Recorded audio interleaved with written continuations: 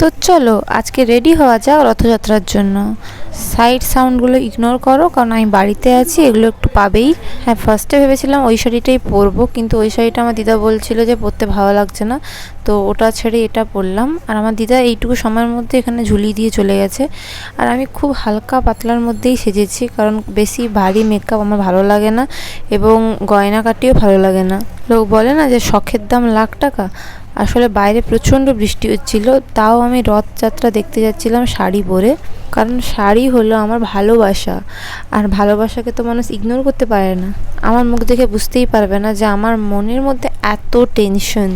না, বৃষ্টি বা শাড়ি নিয়ে নয়, বা বিয়ে নিয়েও নয়, আমার টেনশন হচ্ছে জব নিয়ে।